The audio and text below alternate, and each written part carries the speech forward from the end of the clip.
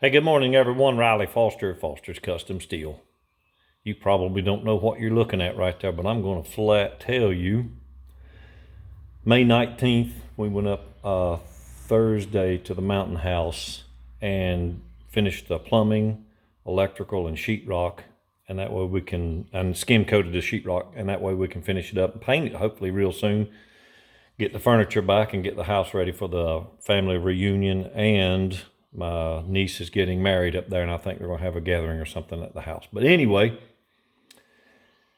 November, I closed the house up and turned the water off because I didn't want the water to freeze up. I kept the heat on 40. Well, the last video I showed you a couple of videos back that there was a hole where the plumbing went out the wall and let cold air in between the ceiling and the floor upstairs. And it froze the PVC pipe and it burst. And of course, when I turned the water on, all that water poured in on the sheetrock upstairs or downstairs in the living room, and that's why we had to remove sheetrock and put it back. What I didn't know is when I opened up that sheetrock, it was just one thing after another, and I thought, well, we can't leave stuff like this, and I'm going to show you this. I don't think my dad did this because I have seen my dad do electrical work on motors and throughout the years as I was a kid and even as an adult. And I don't think I ever saw my dad solder anything. But this was in a metal box in the living room above the light fixture. And these two wires right here were stubbed down for the light. There were several going to receptacles and the power wire coming in. But I'm going to tell you, this is the silver lining behind the cloud. When we tore this out and I uncovered this, you look how bad this stuff got so hot. It was in a metal box. I have no idea how this did not set on fire. And every bit of that is soldered. And again, my dad never soldered this, I don't think. I would hope not. It held for that many years. I know people say, well, it helped. No, this was dangerous. I don't know how in the world that did not burn the house down. Now, there was no heaters running off of it. It was just receptacles and the light fixture. But man, that thing got hot over the decades. The wire is 12-2 wire. So it was carrying it fine. 12-2 is sufficient to carry. 14-2, they carry lights and receptacles now. But boy, I'll tell you one thing. When I tell you it got hot, how in the world, I can't understand how that didn't set on fire. Maybe just because there was nothing, it got hot enough to melt it. So maybe there was just nothing there combustible.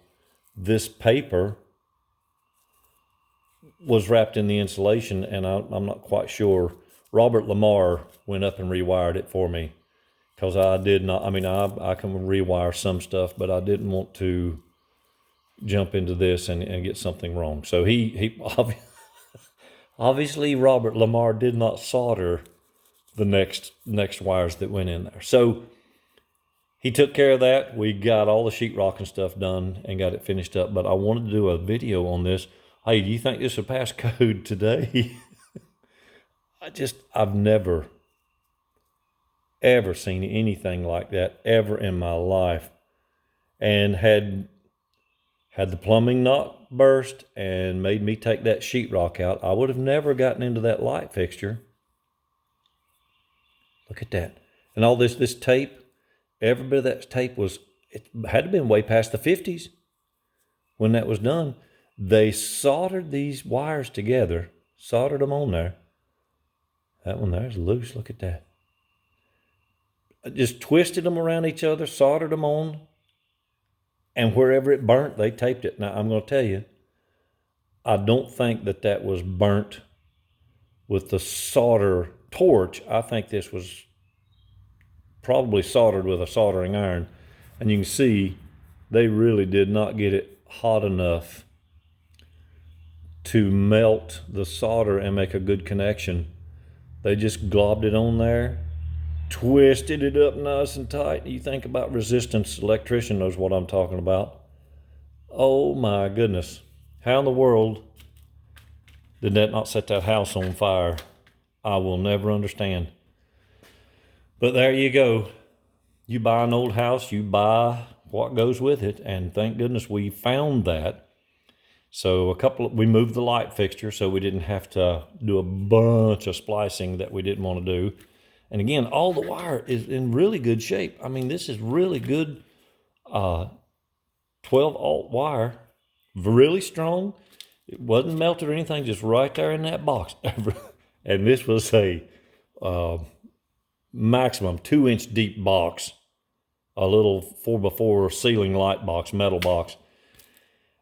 And they had it nailed up and the nails bent over on the other side of the piece of wood. And then they just crammed all that up in there, left 2 wires down. And whoever put the light in, the last one, I mean, it's obviously the light isn't 70 years old.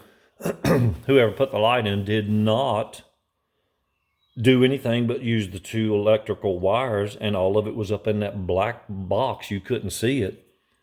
So when I pulled all the sheetrock and stuff down, I said, well, I'll go ahead and replace that box because it looked really bad. And boy, I did not know how bad until I got into it. So you electricians, let me know what you think about that one. If you think that'll pass code or not. Obviously not. Guys, check stuff like this when you get a chance. You never know who did what back 60, 70 years ago. And it's time to fix it if you're there. So remember to always give thanks and have a great day.